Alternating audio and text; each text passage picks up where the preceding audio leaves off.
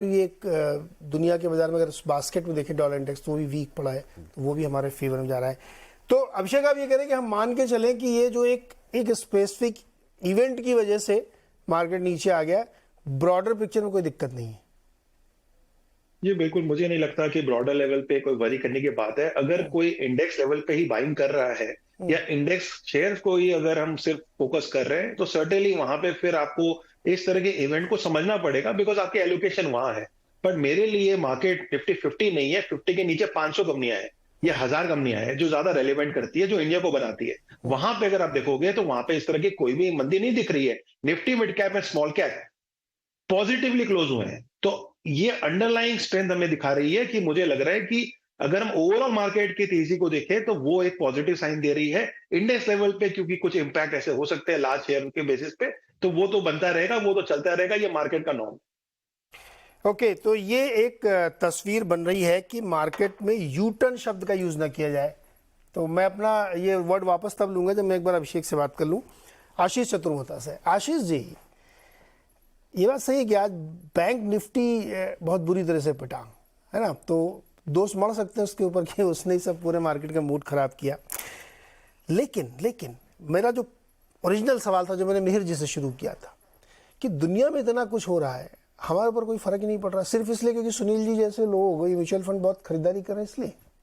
क्या आप भी तो उसमें थोड़ा बहुत कंट्रीब्यूट कर रहे होंगे? जी, तो नीरज जी सिर्फ सुनील जी बाइंग कर रहे हैं, मिहिर जी बाइंग कर रहे हैं, उसका इम्पैक्ट तो है ही, पर जो आप जीएसटी का पेमेंट कर रहे हैं इतनी जबरदस्त तरीके से, वो भी एक बहुत बड़ा कारण है कि किस तरह से जीएसटी का कलेक्शन है। ये एक बहुत ही वाइब्रेंट एनवायरनमेंट को शो करती है। इनफैक्ट मैं एक डेटा देख रहा था जहां पर पे लग्जरी गुड्स का जो सेगमेंट है उसके अंदर में भी एक जबरदस्त आपको बाइंग होते हुए देखने को मिल रही, जो कि कॉम्पेंसेटरी सेस के तौर पर समझा जा सकता है। जो कि कॉम्पेंसेटरी सेस जो है उसमें एक बहुत अच्छी बढ़त आई है, जो क्लियरली इंडिकेट करता है कि जो 28% और 18% जीएसटी जिन सेक्टर्स या जिन कमोडिटीज के अंदर में लग रहा है वहां पर पे अच्छी बढ़त आ रही है। तो ये कंजम्पशन एनवायरनमेंट को क्लियरली इंडिकेट करता है। अब जहां तक के बाजार की बात है, आप ये देखिए 2.5 लाख करोड़ की एफआईआई की सेलिंग जो पिछले 18 महीने में रही, उसके बावजूद भी बाजार का जो करेक्शन था वो हार्डली 7-8% का करेक्शन रहा। और कहीं ना कहीं उसके बाद आपने बेस बनाना शुरू किया, तो जो बाहर के ग्लोबल कंसर्न्स थे उसको बहुत ही अच्छी तरह से मार्केट ने डिस्काउंट किया। और हम जैसे कहते हैं बाजार एक डिस्काउंटिंग मशीन है, और ये डिस्काउंटिंग मशीन ये इंडिकेट कर रही थी काफी समय से कि जब कमोडिटीज के प्राइस, चाहे एल्यूमिनियम हो, कॉपर हो, जिंक, लेड, स्टील, क्रूड, इनके अंदर में एक बड़ी गिरावट हमें देखने को मिली। और जो सबसे बड़ा कोर कंसर्न था वो था इन्फ्लेशन। और इन्फ्लेशन के जो कोर था वो क्रूड और इस तरह की कमोडिटीज थी जिनमें बड़ा करेक्शन आया। और जिसके चलते आपने देखा अभी आरबीआई ने जब पॉज की बात की, तब भी मैं आपके शो पे था और तब हमने कहा था कि बैंक निफ्टी करीब करीब 44-45 हजार की तरफ बढ़ती हुई नजर आएगी, और सबसे बड़ी स्ट्रेंथ बैंकिंग की तरफ से आएगी जो इंडेक्स को राइड करेगी। और अब आप देखिए, आप हार्डली 400-500 पॉइंट दूर रह गए इंडेक्स के लेवल पे। तो मेरे हिसाब से करेक्शन तो कहीं था ही नहीं, इनफैक्ट एक बहुत सस्टेन्ड अपमूव हमने देखा। और हमें लगता है ये ट्रेंड बरकरार रहेगा, क्योंकि जिस तरह से अंडरलाइंग फंडामेंटल्स डेवलप हो रहे हैं, जिस तरह से जीडीपी की ग्रोथ आ रही है, जिस तरह से कैपिटल आउटले में बात हुई कि 10 लाख करोड़ का केपेक्स गवर्नमेंट की तरफ से होने वाला है, 5 लाख करोड़ का स्टेट की तरफ से केपेक्स होने वाला है, प्राइवेट इंटरप्राइजेस 7 से 8 लाख करोड़ का केपेक्स करेंगे। तो जब इतना केपेक्स होगा तो इसका जो इकोनॉमिक आउटपुट है वो जबरदस्त रहेगा, और ये इवेंचुअली कंजम्पशन के अंदर में भी देखने को नजर आएगा।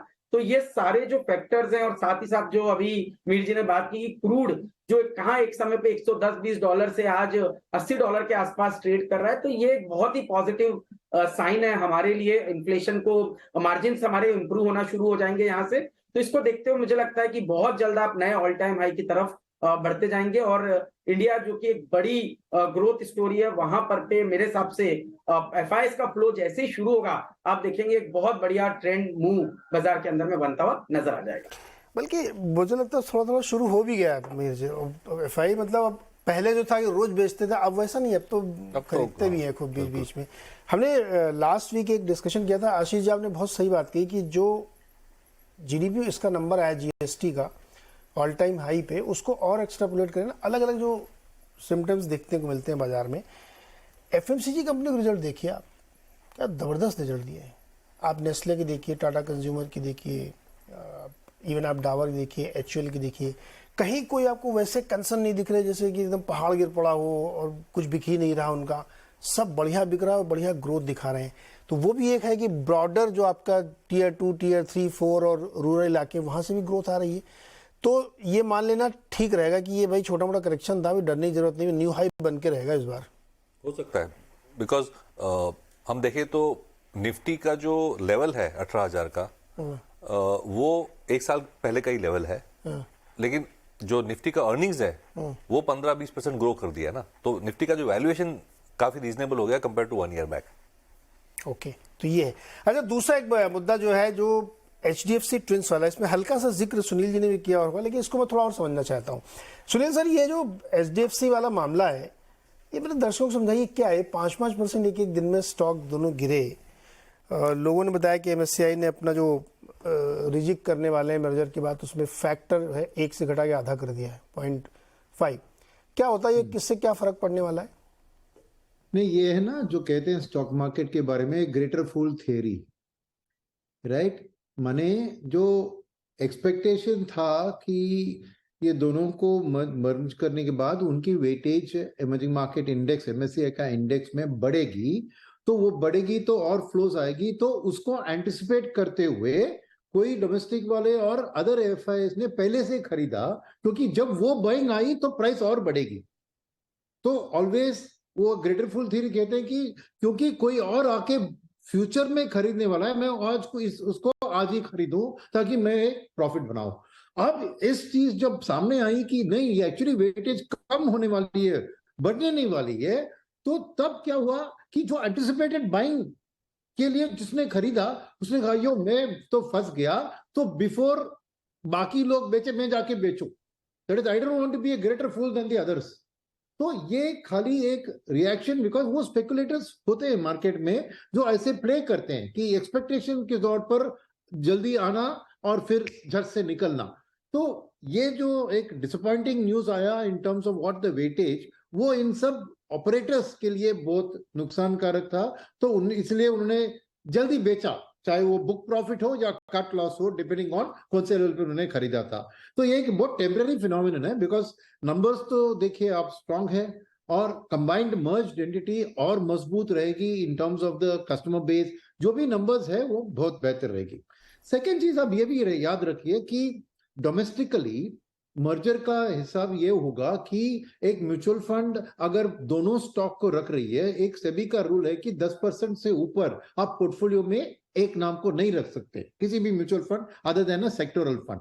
तो अब अगर समझिए मैंने 9% HDFC भी रखा था और 9% HDFC बैंक भी रखा था, तो 18% से मेरे को उसको 10% करना होगा। अभी कई फंड मैनेजर्स ने धीरे धीरे उसको करना शुरू कर दिया, बिकॉज अल्टीमेटली एक दिन वो हो जाएगा। Same way in the debt market भी, डेट में भी पेपर्स जो HDFC बैंक इशू करती है CDs, और HDFC भी इशू करती है राइट NCDs, तो उसका भी सेम कंबाइंड एंटिटी में अब एक को बेचना होगा, मगर उसमें आप लॉक्ड इन रहते हो ना। तो ऐसी स्थिति में जो एक ओवरऑल मैं कहूंगा कि एक सेलिंग प्रेशर का माहौल, बिकॉज म्यूचुअल फंड्स को धीरे धीरे, अब बहुत सारे फंड मैनेजर्स को ये इवेंट पता है और धीरे धीरे करते आ रहे हैं, मगर पूरा नहीं हुआ है। आप पोर्टफोलियो को उठा के देखिए, अभी भी कंबाइंड एंटिटीज का 10 से ज्यादा होगा पोर्टफोलियो में, 18 तक नहीं होगा, मगर चाहे 14, 12, 13, तो वहां पे भी थोड़ा पैरिंग होगा जब फाइनली ऑल अप्रूवल्स होती है और एक ही उसका NSE का ISIN नंबर रहता है, तब वो होगा। तो वो एक प्रेशर भी होगा जो थोड़ी देर के लिए, until the portfolios get realign, वो हो जाएगा। बस यही दो बात है जो